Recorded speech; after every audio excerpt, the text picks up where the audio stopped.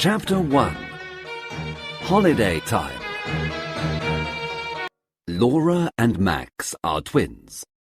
They live in London with their mum and dad. They always have interesting adventures on holiday. They visit different cities and countries. This summer, they are going to stay in a small cottage in the country. The cottage is in a village called Stone Cross, near Salisbury. Max and Laura aren't very happy. Boring, says Max. He looks at the map. The cottage is in the middle of a field. What can we do in the middle of a field? Why are we going there? Asks Laura. Their dad is very tired. He says he wants to relax and to sleep a lot. Their mum loves the country. She wants to walk and paint. It's a very beautiful part of England, she says. Full of culture, tradition, mystery. Mystery? Say Max and Laura together. Mystery? OK, let's go. Chapter 2. Stone Cross. The next day, Uncle Stephen and Auntie Barbara arrive. They have lots of suitcases. This year, the two families are going on holiday together. Mum drives her car. Dad sleeps. Dad always sleeps. Uncle Stephen and Auntie Barbara follow in their slow, old car. 2 hours later, they arrive at Stone Cross and find their cottage in the middle of a field. There are green hills, beautiful cottages, flowers, sheep, and cows everywhere. It's lovely, say Max and Laura. It's perfect, say Mum and Auntie Barbara. Dad says nothing. He is sleeping in the car. What do you think, Stephen? Do you like it? Uncle Stephen doesn't answer. He is looking into the distance. His eyes are very black and strange. What's the matter, Stephen? Asks Auntie Barbara. Don't you like the cottage? Yes, it's wonderful, he says. Come on, everyone. Let's take these suitcases inside. Wake up, Andrew! Dad wakes up. What? Oh, where are we? We're here at Stone Cross. Come and help. We must take the suitcases into the cottage. They take the suitcases and go inside, but Uncle Stephen waits. He wants to talk to his wife. Barbara, I must tell you something, he says. His voice is very serious. This place... Yes, darling? This place is in my book. Do you remember? The book I am studying about mysteries. But, Stephen, that book is very old. It's full of strange codes and secret messages. Exactly. Don't you understand? This is the place where... Come on, Barbara. Come on, Stephen. Shouts Mum from the cottage. We're coming! Uncle Stephen and Auntie Barbara answer. But when they walk to the cottage, their faces are white. They look very worried. Chapter 3. Mr. Carter and Mrs. Black. The cottage is big. There are 4 bedrooms and 2 bathrooms upstairs. Downstairs, there is a big kitchen, a living room and a study. Uncle Stephen wants to use the study. He must finish some work during the holiday. Uncle Stephen is a historian. What does Uncle Stephen do exactly? Laura asks. Her mother replies, He studies history. Max is confused. But I study history too. At school. But it's not my job. Yes, but Uncle Stephen writes books about history. He thinks about history. He tries to understand the things that no one understands. For example? Asks Laura. Well, Mum replies, for example, the mystery of Stonehenge. So, What about Stonehenge? What is its mystery? No one really knows. Ask Uncle Stephen. Tomorrow we can go to see it. Suddenly there is a knock at the door. Mum opens it and an old man comes in. He has white hair and an angry face. My name's Carter, He says in an angry voice. I look after this cottage. Is everything okay? There is wood for the fire in the garden. There are sheets and pillows upstairs. If you have a problem, tell me. Have you got any problems? Now Mum remembers. Yes, Mr. Carter is the caretaker. He looks after the cottage when no one is staying in it. Thank you, Mr. Carter. It's very kind of you, but we have no problems. Mr. Carter wants a problem to solve, so he is not very happy. He goes to the door. Then he stops suddenly, turns around and looks at them. Mrs. Black is coming, He says. Mrs. Black is coming soon. Be careful. He opens the door and goes out. What? Asks Mum. Who is Mrs. Black? Asks Max. And why be careful? Is she dangerous? Asks Auntie Barbara. Probably a witch from Stonehenge. Says Laura. Everyone laughs. Don't talk about things you don't understand, Says Uncle Stephen. There is another knock at the door. They all stop. There is silence in the room.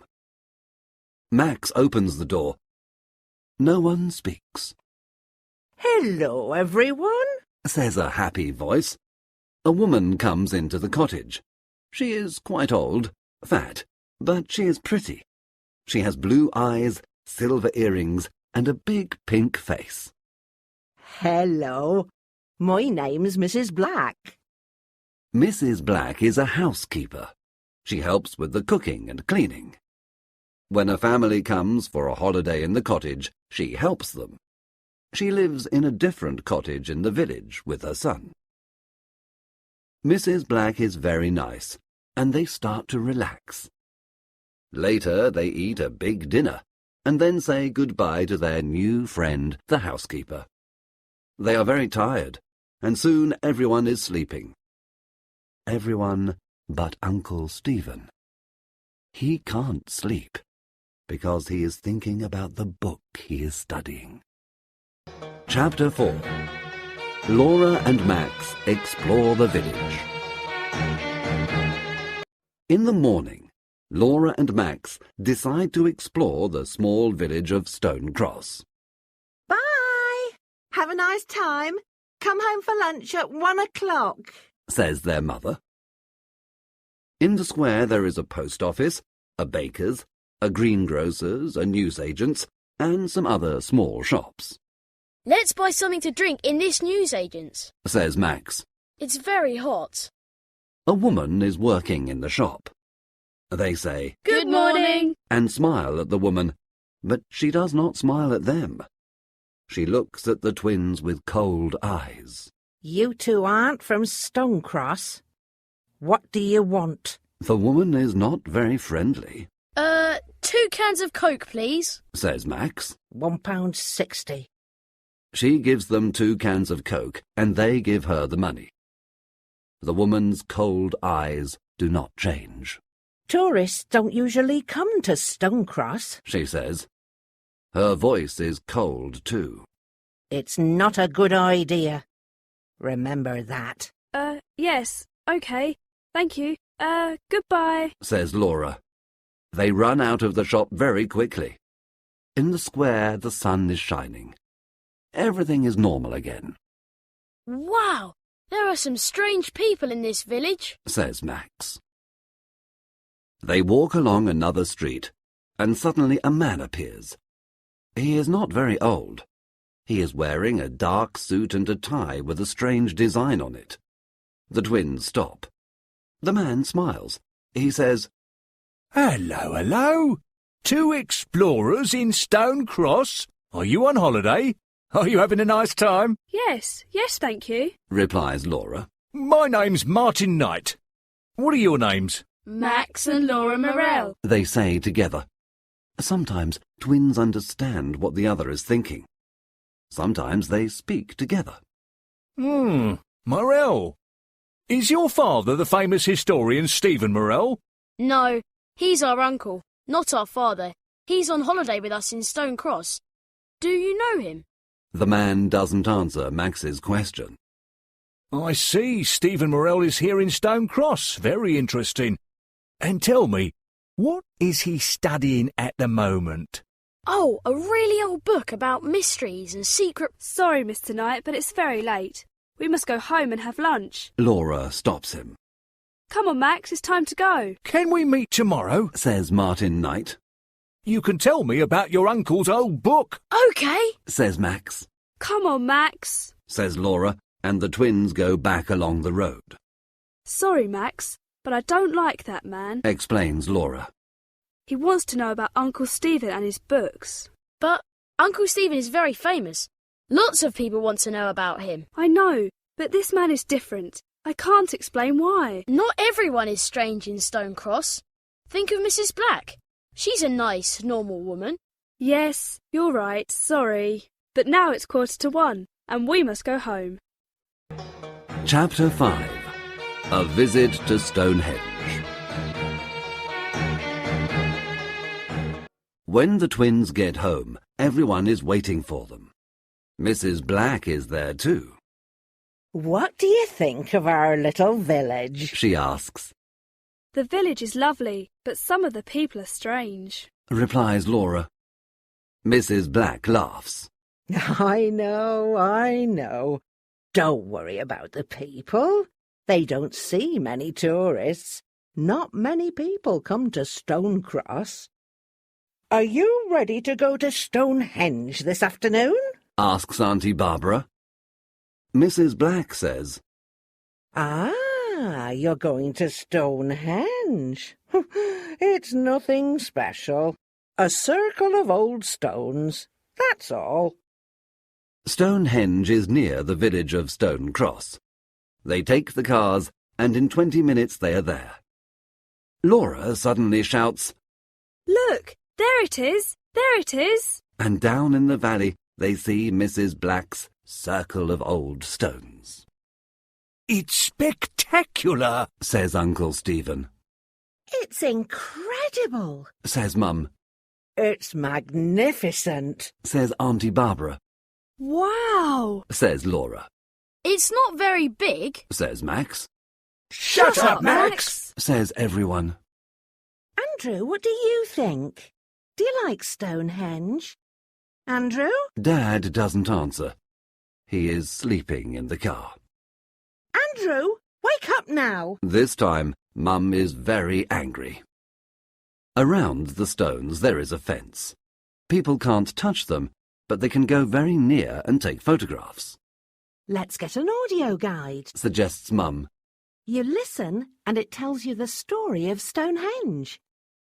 Everyone gets an audio guide and they start to walk around the enormous stone circle. Uncle Stephen walks in the opposite direction and looks at his old book of mysteries.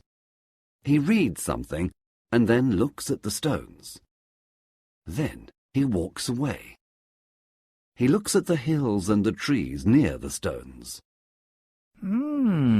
3 hills around the stones. Yes, it is a type of triangle, He says to himself. Then he looks at the stones again. Uncle Stephen is thinking. Half an hour later, the others return. Stonehenge is fantastic. They say. But Uncle Stephen is not listening. He is reading his book again and looking at the stones and the hills around them.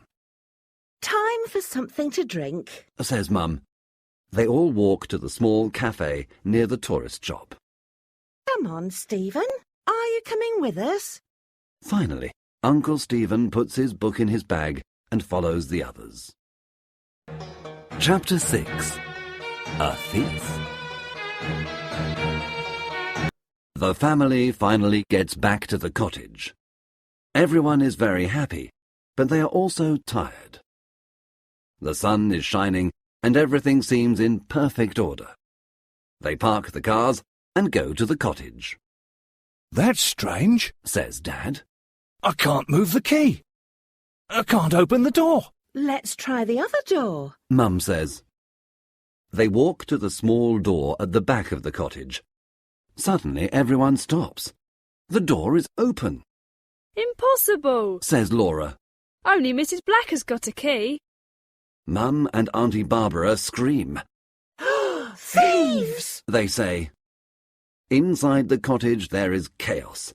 The cupboards are empty, the drawers are open, and things are on the floor. Our money, says Dad.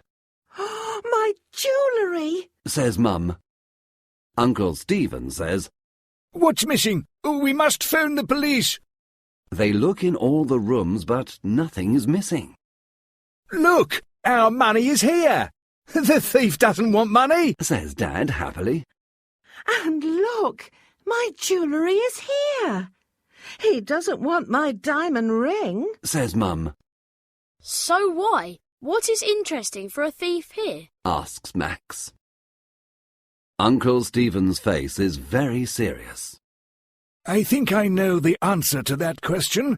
This is what the thief wants, he says, and takes the book of mysteries from his bag. That old book? But why? Asks Max.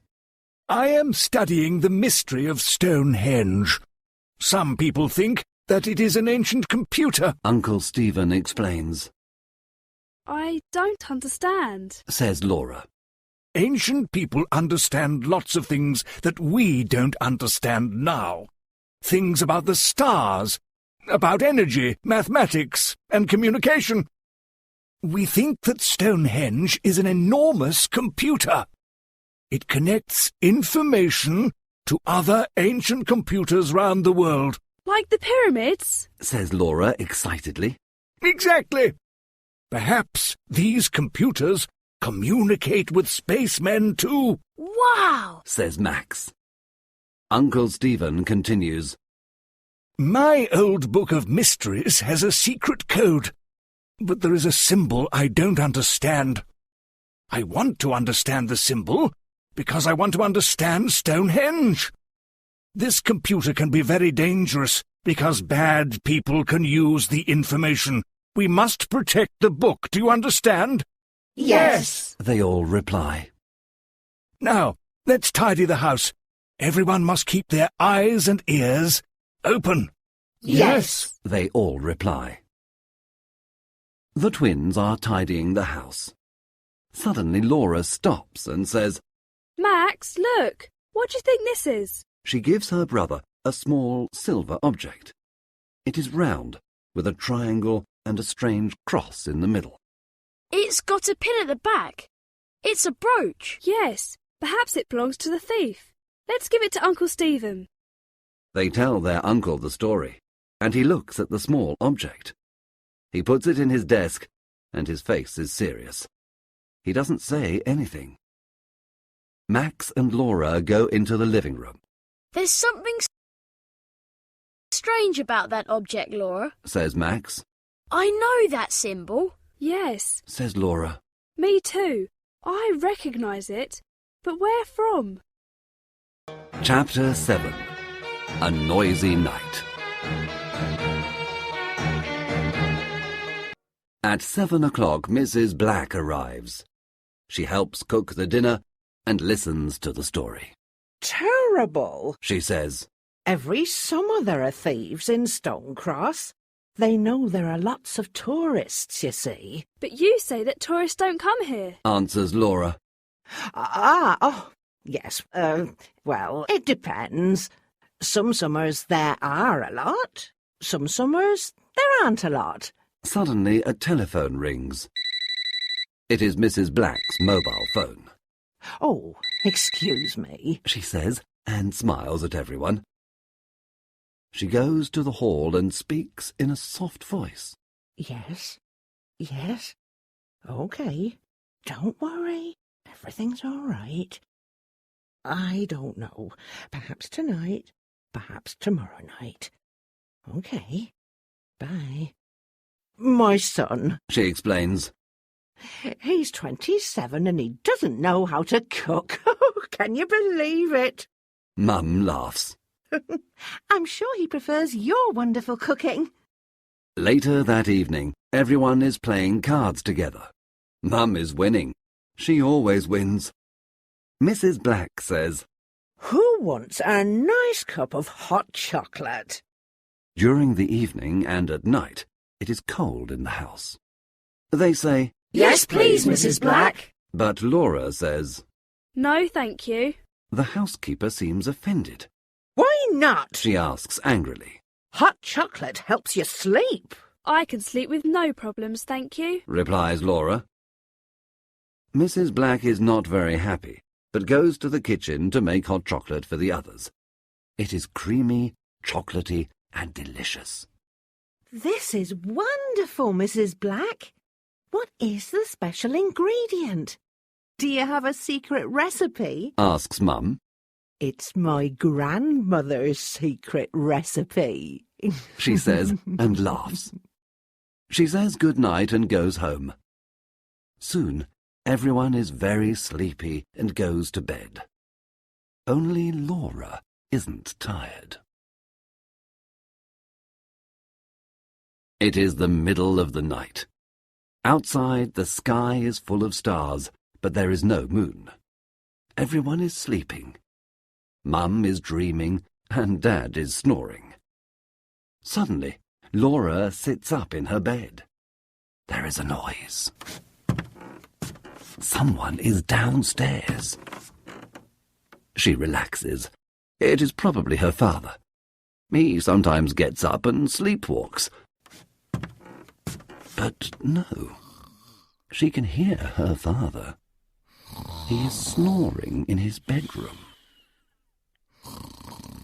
She gets up very quietly. Yes, there is someone. The noise is in the study. She goes downstairs. She is very quiet. When she is outside the study, she stops and listens. She hears the sound of paper. I must be brave, She says, and pushes the door open quietly. Stop, thief! She shouts. But to her surprise, she sees Mrs. Black. She is sitting at Uncle Stephen's desk, reading his notebooks. Oh, Mrs. Black. It's you, Says Laura. Hello, Laura. I can't find my car keys. Perhaps they are here. I don't want to disturb everyone. Oh, all right. Says Laura.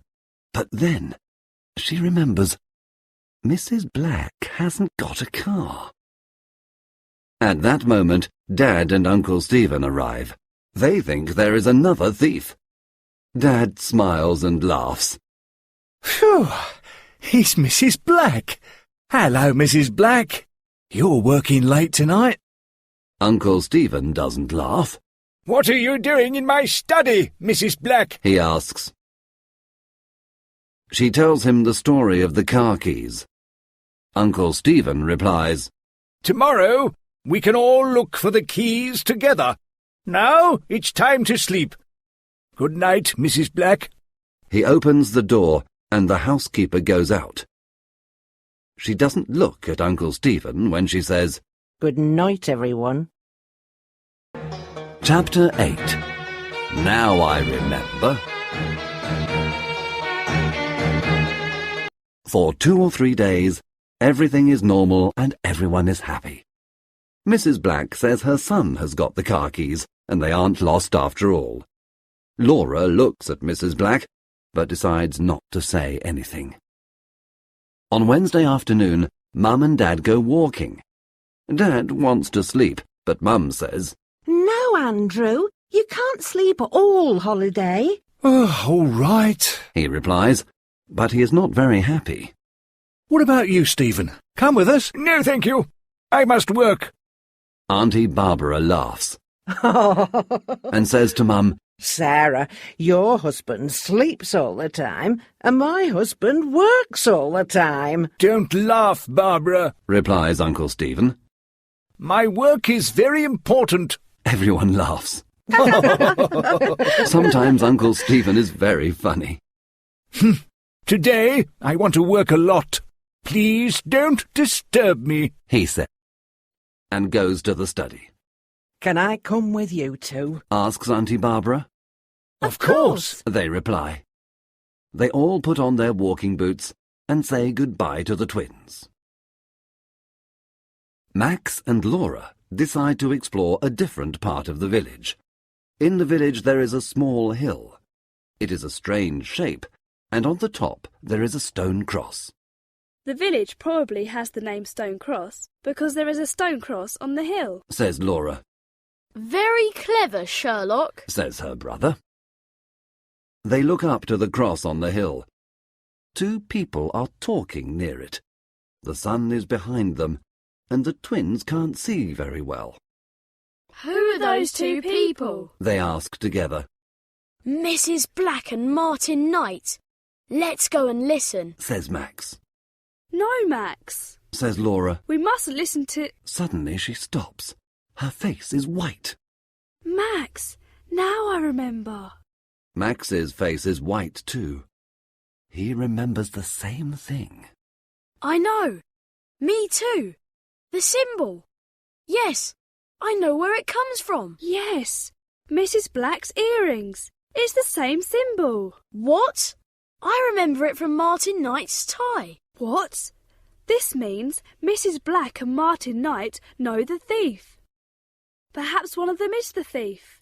Do you remember Mrs. Black reading Uncle Stephen's notebook? Do you remember Martin Knight's questions? What can we do? Come on, Laura. Follow me, says Max. They start to go up the hill, but Mrs. Black and Martin Knight aren't there. We're too late. Where are they now? Says Laura. I don't know, answers Max. Come on, let's go home and tell Uncle Stephen what we know. They start to walk home, but on the hill, two dark shadows are watching them from behind the stone cross. Chapter 9. Uncle Stephen Understands. Uncle Stephen is happy. Finally, he can work in peace. He makes a cup of tea and goes into his study. On his desk, there is the old book of mysteries and the silver brooch with the strange symbol. He takes the brooch in his hand and looks at it. He knows it is part of the mystery, but how? The circle is similar to Stonehenge. The triangle is similar to the hills around it. But what does the cross mean? Uncle Stephen recognizes the symbol, but where from? He drinks some more tea. He thinks. He looks out of the window. From the window he can see the strange hill in the village and the strange stone cross on the top of it. Wait a minute, he thinks. The strange stone cross. He looks at the brooch. Yes, it's the same. He quickly turns to a page in his old book of mysteries. He reads something and shouts, Yes! Now I understand! Now I understand! I must telephone Professor Johnson in London! He takes the phone and calls the number. Hello, Professor? It's Stephen Morell here. Listen, we must meet. Can I bring the book to you in London? It's not safe here. There's a train at 5 o'clock this evening. It gets to London at 7 o'clock. Yes. See you at the station. Goodbye, and thank you. He puts the phone down and picks up his cup of tea. I'm sure that tea's cold now, says a cold voice behind him. He turns quickly and sees the shadow of Mrs. Black in the door. What are you doing here? He asks angrily. You don't work today? What do you want? Mrs. Black's earrings shine in the sun. You know what I want, Morel, she says. Give me that book. What are you doing here? He asks angrily. You don't work today? What do you want? Mrs. Black's earrings shine in the sun. You know what I want, Morel, she says. Give me that book.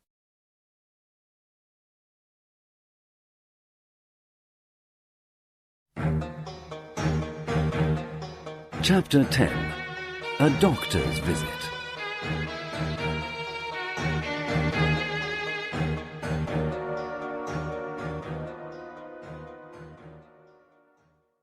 Max and Laura play near a river for some time, but later go back to the cottage. Everything is quiet. They don't have a key, so they knock on the door.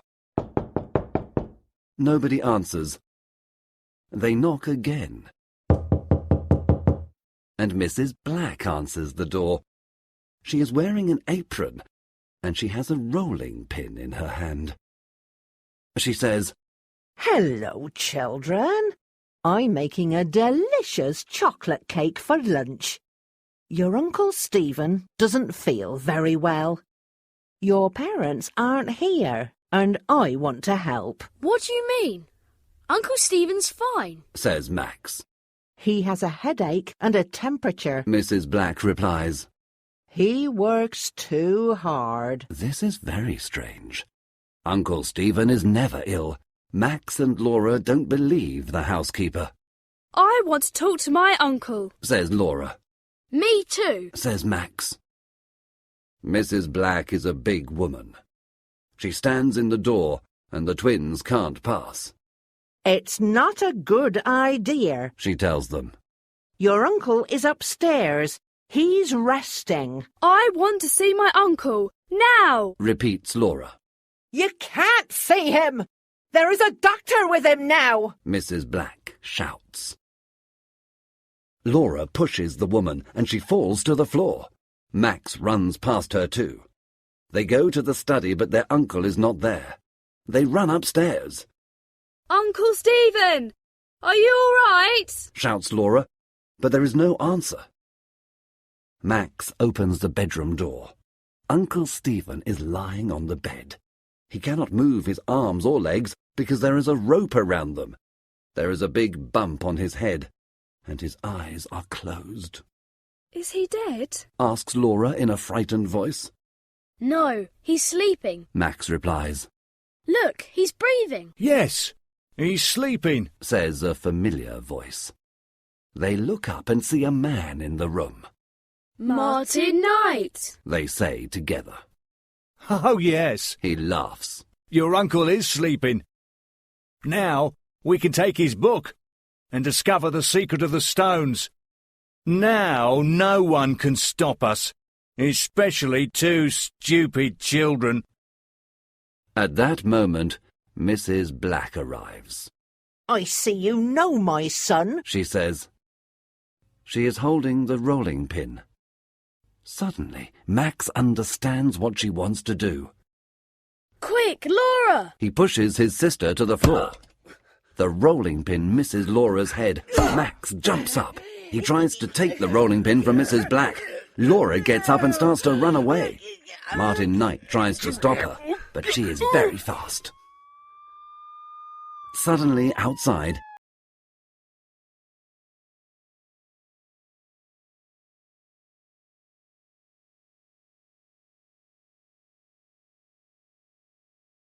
they arrive at the door. There are two policemen waiting for them. They put handcuffs on the two criminals and push them into the police van. Laura telephones for an ambulance for Uncle Stephen. Max speaks to the policeman. Thank you, He says. but I don't understand why... He stops. Under a tree in the garden, he sees an old man. Mr. Carter. Mr. Carter comes and talks to Max. Remember, boy, you must tell me your problems. He says. I know these people. I know this place. I know when there's a problem. Thank you. Says Max. You're welcome. The old man smiles. Now, how about a nice cup of tea?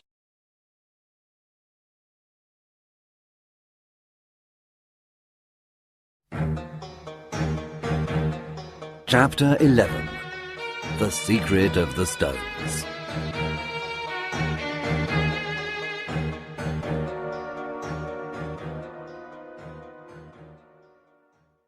The next day, everyone is at the hospital. Uncle Stephen is in bed. The doctor says that there is only one problem, the big bump on Uncle Stephen's head. Uncle Stephen opens his eyes. Hello, Barbara. What day is it? It's Thursday, darling. Oh, hello, Andrew. Hello, everyone. What are you doing here? Don't you have school today, children? It's the summer holiday. Laura replies. We're in Stone Cross, remember? Says Max. Stone Cross? Holiday? No, I don't remember. We're in London, I think. Uncle Stephen doesn't remember. He doesn't remember about the holiday, about Mrs. Black and Martin Knight, and, most important of all, he doesn't remember about the secret of the stones. You remember the symbol? The brooch. The old book of mysteries. They ask him. He smiles and says, No, sorry. A policeman arrives. He tells them that the two criminals, Martin Smith and his mother, Dorothy Smith, are part of a secret organization. The name of the organization is the Black Knights, he says. They want to find the secret of Stonehenge and use the secret to become rich and powerful. Mr. Morell is the only person who knows the secret, and— But I don't know the secret, says Uncle Stephen. I'm sorry, everyone, but I can't remember. Perhaps it's the best thing. Says Auntie Barbara.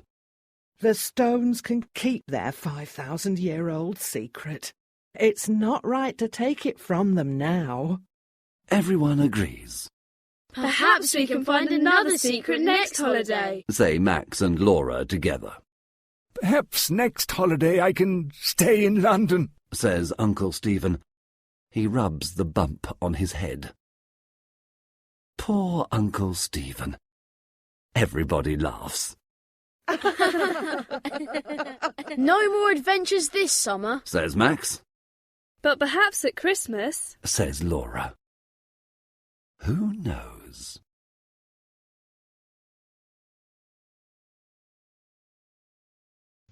Chapter 1. It was April, and John Moore was studying for an important examination. As the date of the exam came nearer, he decided to go somewhere and read by himself. He did not want the amusements of the seaside or the beauties of the countryside. He decided to find a quiet, ordinary little town and work there undisturbed. He packed his suitcases with clothes and books. Then he looked in a railway timetable for a town that he did not know. He found one and bought a ticket to go there. He did not tell anyone where he was going.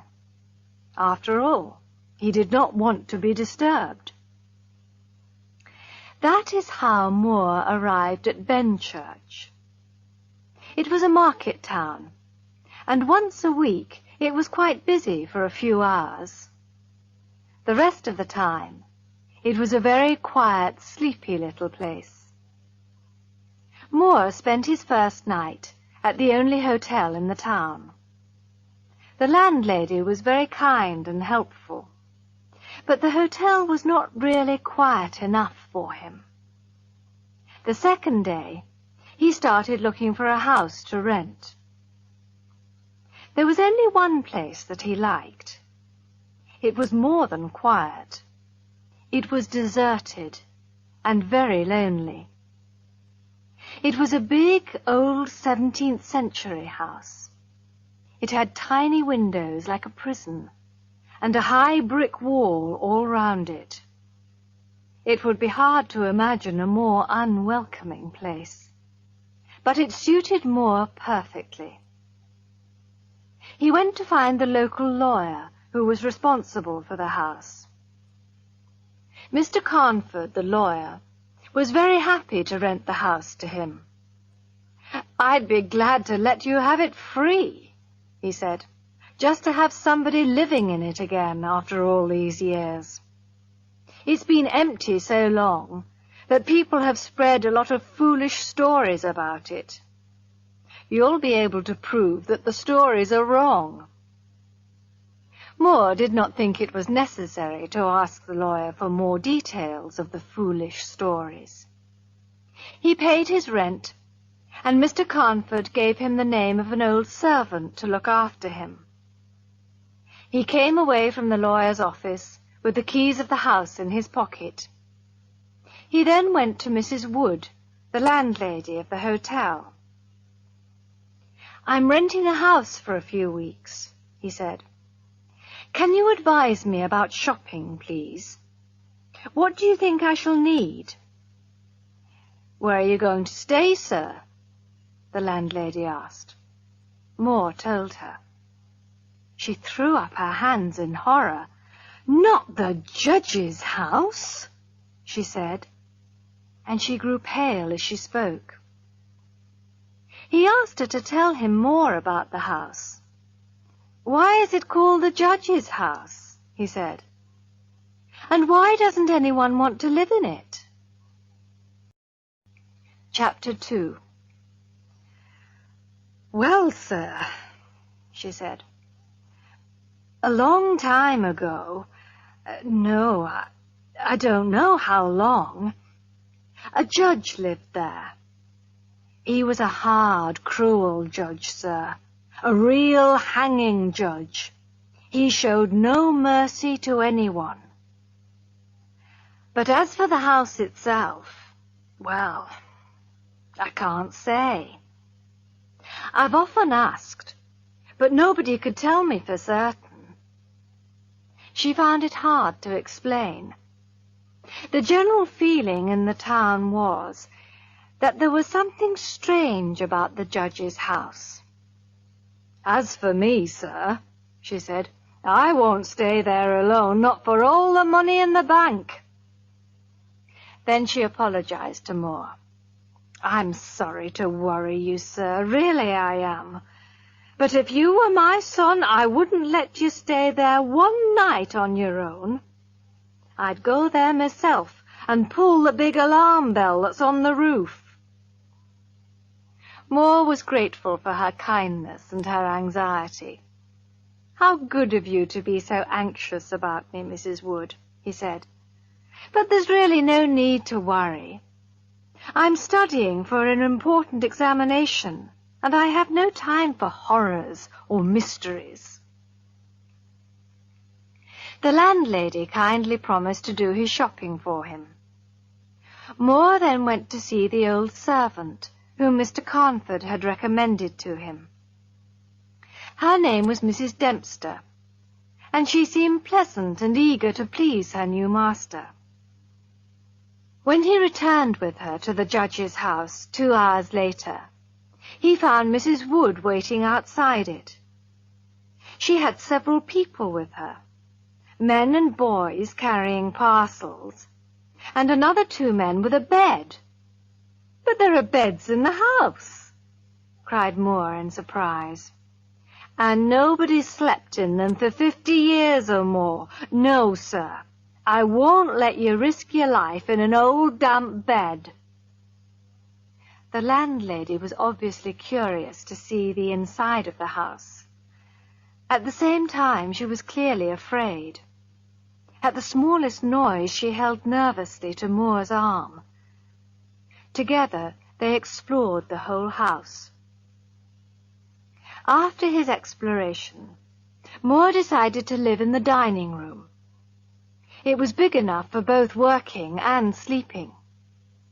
Mrs. Wood and Mrs. Dempster began to arrange everything. Soon the baskets were unpacked. Moore saw that kind Mrs. Wood had brought many good things from her own kitchen. Before she left, she turned to Moore and said, I do hope you will be all right, sir. But I must say, I couldn't sleep here with all those ghosts." When she left, Mrs. Dempster laughed. "Ghosts?" she said. "Ghosts? There are no ghosts. There are rats and insects and doors that need oiling. There are windows that blow open in the wind. Look at the old oak walls of this room, sir. They are old, hundreds of years old. Don't you think there'll be rats and insects behind the wood? You'll see plenty of rats here, sir, but you won't see any ghosts. I'm sure of that. Now you go and have a nice walk, sir, and when you come back, I'll have this room all ready for you." She kept her promise. When Moore returned, he found the room clean and neat. A fire was burning in the ancient fireplace. She had lit the lamp and put his supper ready on the table. "Good night, sir," she said. "I have to go now and get my husband's supper. I'll see you in the morning." "This is wonderful," said Moore to himself, as he ate Mrs. Dempster's excellent food. When he had finished his supper, he pushed the dishes to the other end of the table. He put more wood on the fire and began to study. Wood on the fire. Chapter 3. Moore worked without stopping until about 11 o'clock. Then he put some more wood on the fire. He also made a pot of tea. He was enjoying himself very much. The fire was burning brightly. The firelight danced on the old oak walls and threw strange shadows around the room. His tea tasted excellent, and there was nobody to disturb him. Then, for the first time, he noticed how much noise the rats were making. Were they making all this noise while I was studying? He thought. No, I don't think they were. Perhaps they were afraid of me at first. Now they have become braver, and they're running about as usual. How busy they were, and what a lot of noise they made. Up and down they rushed, behind the old oak walls, over the ceiling and under the floor. Moore remembered Mrs. Dempster's words. "You'll see plenty of rats, but you won't see any ghosts." "Well," he said with a smile, "she was right about the rats anyway." He picked up the lamp and looked around the room. "How strange," he said to himself. "Why doesn't anybody want to live in this beautiful old house?" The oak walls were very beautiful. There were some old pictures on the walls, but they were covered with dust and dirt, and he could not see them clearly. Here and there he saw small holes in the walls. From time to time the curious face of a rat stared at him. Then with a scratch and a squeak, it was gone. The thing that interested him most, however, was the rope of the great alarm bell on the roof. The rope hung down in a corner of the room, on the right-hand side of the fireplace. He found a huge high-backed oak chair and pulled it up beside the fire. There he sat and drank his last cup of tea. Then he put more wood on the fire and sat down at the table again with his books. For a time the rats disturbed him with their scratching and squeaking. But he got used to the noise, and soon he forgot everything except his work. Suddenly he looked up. Something had disturbed him, but he did not know what it was. He sat up and listened. The room was silent. That was it. The noise of the rats had stopped. That's what disturbed me, said Moore with a smile. He looked around the room and saw an enormous rat.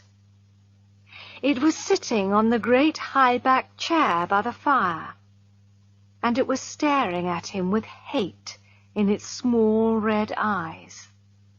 Moore picked up a book and pretended to throw it. But the rat did not move. It showed its great white teeth angrily, and its cruel eyes shone mercilessly in the lamplight. "Why, you—" cried Moore. He picked up the poker from the fireplace and jumped up. Before he could hit the rat, however, it jumped to the floor with a squeak. It ran up the rope of the alarm bell and disappeared in the darkness. Strangely, the squeaks and scratches of the rats in the walls began again. By this time, Moore no longer felt like working. Outside the house the birds were singing. Soon it would be morning. He climbed into bed and immediately fell asleep.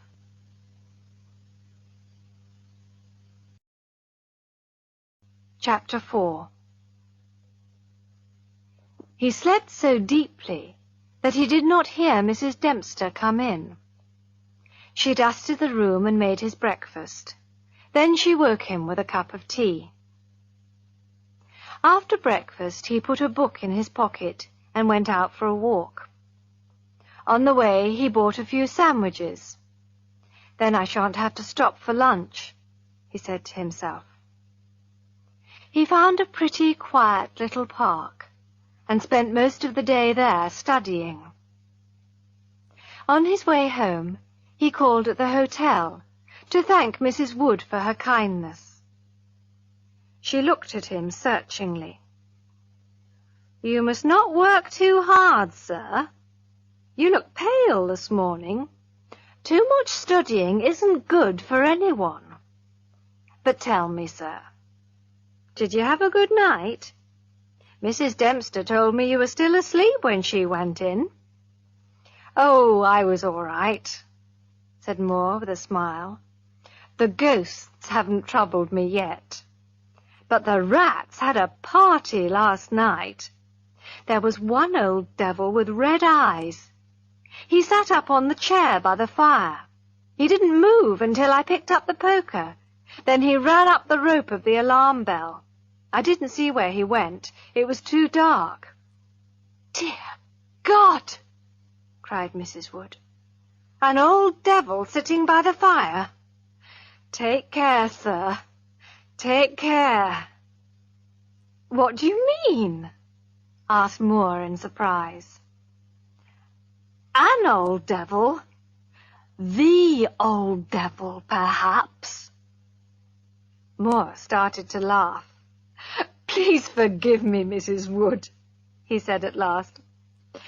"I just couldn't help laughing at the idea of the devil himself sitting by my fire." And he began to laugh again. Then he went home for dinner. That evening the noise of the rats began earlier. After dinner he sat down beside the fire and drank his tea. Then he sat down at the table and started to work again. The rats disturbed him more than the previous night. They scratched and squeaked and ran about, and stared at him from the holes in the walls. Their eyes shone like tiny lamps in the firelight. But Moore was becoming used to them. They seemed playful rather than aggressive. Sometimes the bravest rats ran out onto the floor or across the tops of the pictures. Now and again, when they disturbed him, Moore shook his papers at them. They ran to their holes at once. And so the early part of the night passed quite quietly. Moore worked hard for several hours. All at once, he was disturbed by a sudden silence. There was not a sound of running or scratching or squeaking. The huge room was as silent as the grave. Moore remembered the previous night. He looked at the chair by the fireside and got a terrible shock. There, on the great high-backed oak chair, sat the same enormous rat. It was staring at him with hate. Without thinking, Moore picked up the nearest book and threw it. It missed, and the rat did not move. So Moore again picked up the poker. Again the rat ran up the rope of the alarm bell, and once more the other rats started their scratching and squeaking. Moore was unable to see where the rat had gone. The light of the lamp did not reach as far as the high ceiling, and the fire had burned low. The light of the lamp did not reach as far as the high ceiling, and the fire had burned low. Moore looked at his watch. It was almost midnight. He put more wood on the fire and made a pot of tea. Then he sat down in the great oak chair by the fire and enjoyed his tea.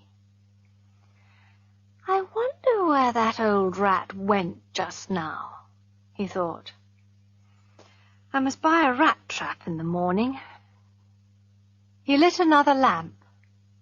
He placed it so that it would shine into the right-hand corner of the wall by the fireplace.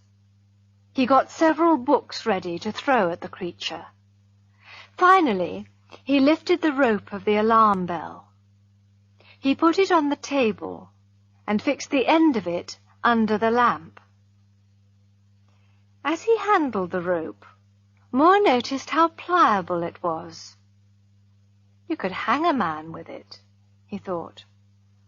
Then he stood back and admired his preparations. "There, my friend," he said aloud. "I think I'll learn your secret this time." He started work again, and was soon lost in his studies. But once again he was disturbed by a sudden silence. Then the bell rope moved a little, and the lamp on top of the rope moved too. Moore made sure that his books were ready for throwing. Then he looked along the rope. As he looked, the great rat dropped from the rope onto the old oak chair. It sat there staring at him angrily. He picked up a book and aimed it at the rat. The creature jumped cleverly to one side. Moore threw another book, but without success. Then, as Moore stood with a third book in his hand, ready to throw, the rat squeaked and seemed to be afraid. Moore threw the book, and it hit the rat's side. With a squeak of pain and fear, and a look of real hate, it ran up the back of the chair and made a great jump onto the rope of the alarm bell.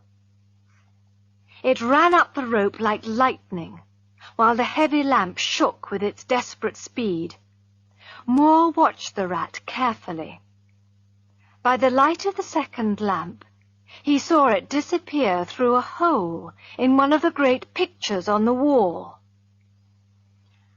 "I shall check my unpleasant little visitor's home in the morning," said Moore to himself, as he picked up his books from the floor. "The third picture from the fireplace. I shan't forget." He examined the books. He picked up the third book that he had thrown. "This is the one that hurt him," he said to himself. Then his face turned pale. "Why, it's my mother's old Bible. How strange." He sat down to work again, and once more the rats in the walls started their noise. This did not worry him. Compared with a huge rat, these ones seemed almost friendly. But he could not work. At last he closed his books and went to bed. The first red light of morning was shining through the window as he closed his eyes.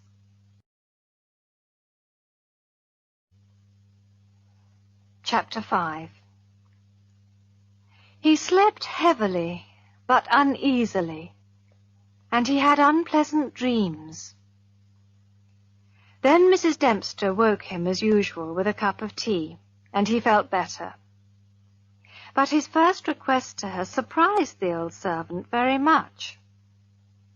"Mrs. Dempster, while I'm out today, will you please dust or wash those pictures, particularly the third one from the fireplace? I want to see what they are." Again, Moore spent most of the day studying happily in the park. On his way home, he again visited Mrs. Wood at the hotel. She had a visitor with her in her comfortable sitting-room. "Sir," said the landlady, "this is Dr. Thornhill." As soon as she had introduced them, the doctor began to ask Moore a great many questions. "I'm sure," said Moore to himself, "that the good doctor did not call here by accident." He turned to Dr. Thornhill. "Doctor, I'll gladly answer all your questions, if you'll just answer one of mine." The doctor seemed surprised, but he agreed at once. "Did Mrs. Wood ask you to come here and advise me?" asked Moore. The doctor looked surprised. Mrs. Wood's face turned very red, and she looked away.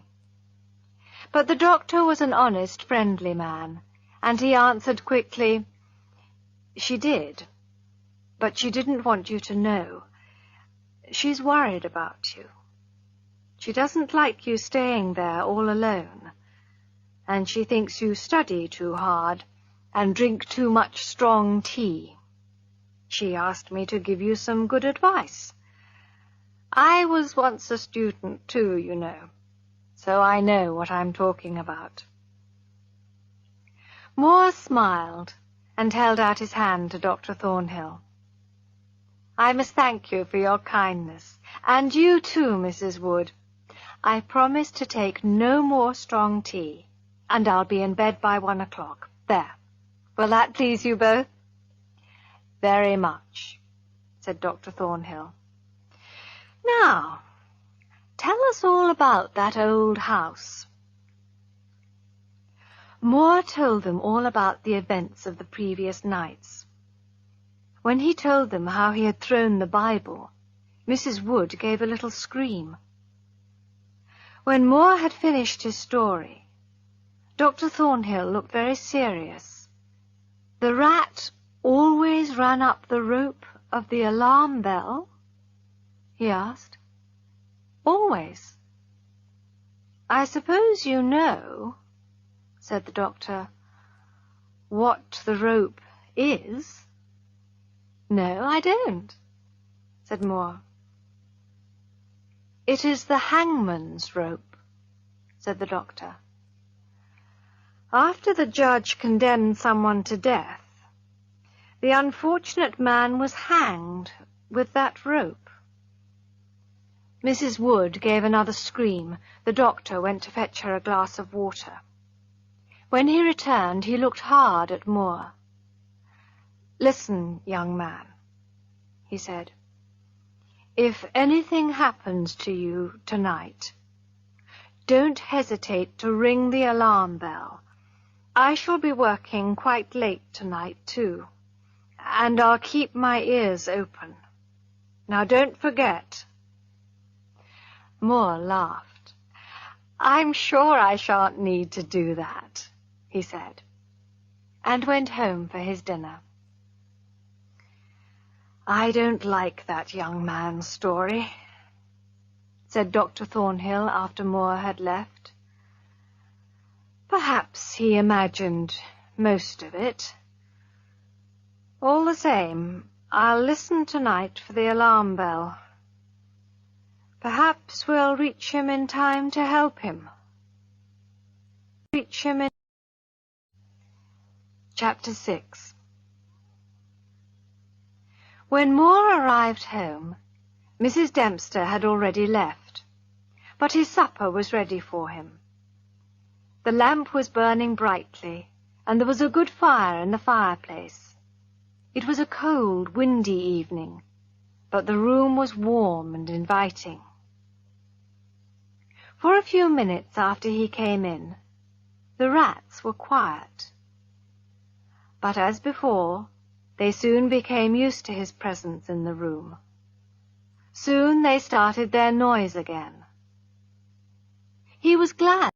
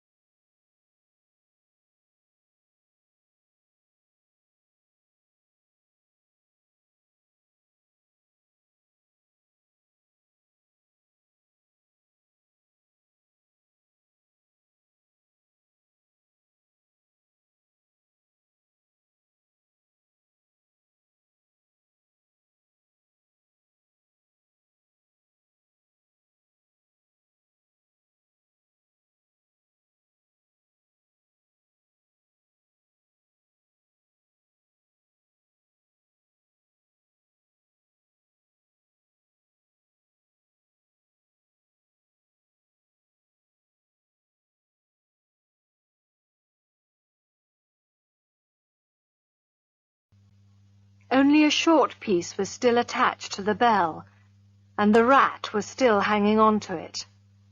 Now the rope began to swing backwards and forwards. Moore felt a moment of terrible fear. "Now I can never ring the alarm bell," he thought. Then he was filled with anger. He picked up the book he was reading and threw it violently at the rat. He aimed it well, but before the book could hit the creature, it dropped off the rope and landed on the floor. At once Moore rushed towards it, but the rat ran away and disappeared into the shadows. "Let's have another rat hunt before bed," said Moore to himself. He picked up the lamp and almost dropped it again. The figure of the judge had disappeared from the picture. The chair and the details of the room were still there, but the man himself had gone. Frozen with horror, Moore moved slowly round. He began to shake and tremble. His strength left him, and he was unable to move a muscle. He could only see and hear. There, on the great high-backed oak chair, sat the judge. His merciless eyes stared at Moore. There was a smile of triumph on his cruel mouth. Slowly he lifted up a black hat. Moore's heart was drumming wildly. There was a strange singing noise in his ears. Outside the wind was as wild as ever. Then, above the screams of the wind, he heard the great clock striking in the market-place. He stood and listened, stiff and unmoving. The triumph on the judge's face grew. As the clock struck 12, the judge placed the black hat on his head. Slowly and deliberately, he rose from his chair and picked up the piece of rope from the floor. He pulled it through his hands. Slowly and carefully, he made the thick, pliable rope into a noose. He tested the noose with his foot.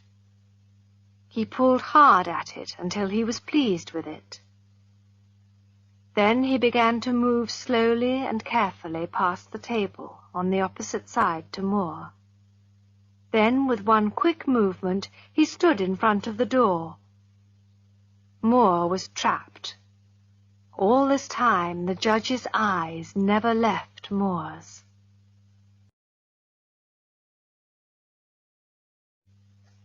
Chapter 7. Moore stared into the cruel eyes, like a bird watching a cat. He saw the judge coming nearer with his noose. He saw him throw the noose towards him. Desperately, Moore threw himself to one side and saw the rope fall harmlessly to the floor. Again, the judge raised the noose and tried to catch Moore. Again and again he tried, and all the time he stared mercilessly at the student. "He's just playing with me," thought Moore, "like a cat playing with a bird. Soon he'll catch me and hang me." He looked desperately behind him. Hundreds of rats were watching him with bright, anxious little eyes. Then he saw that the rope of the alarm bell was covered with rats. As he watched, more and more were pouring down onto the rope from the round hole in the ceiling that led to the bell itself. The rats were hanging from the rope, and there were so many of them that the rope was swinging backwards and forwards. The alarm bell began to ring, softly at first, then more strongly. At the sound, the judge looked up. A devilish anger spread across his face. His eyes burned like red jewels. Outside there was a sudden, deafening crash of thunder. The judge raised his noose again, while the rats ran desperately up and down the rope of the alarm bell. This time, instead of throwing the rope, the judge moved nearer to Moore and held the noose open. Moore was unable to move. He stood there like a stone figure. He felt the judge's icy fingers and the pliable rope against his neck. He felt the noose against his throat. Then the judge picked up the stiff body of the student in his arms. He carried him over to the great oak chair and stood him on it. Then, stepping up beside him, the judge put up his hand and caught the rope of the alarm bell. At his touch, the rats ran away, squeaking with fear. They disappeared through the hole in the ceiling. Then the judge took the end of the noose, which was around Moore's neck. He tied it to the hanging bell rope. Then he climbed down and pulled away the chair.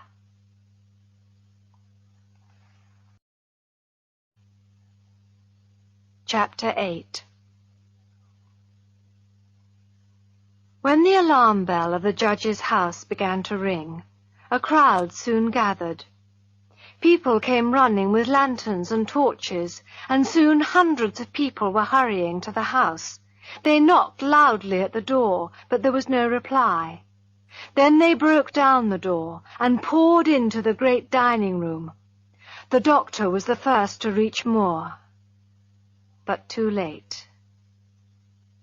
There, at the end of the bell rope, hung the body of the student. The judge stared out once more from his picture, but on his face there was a smile of triumph.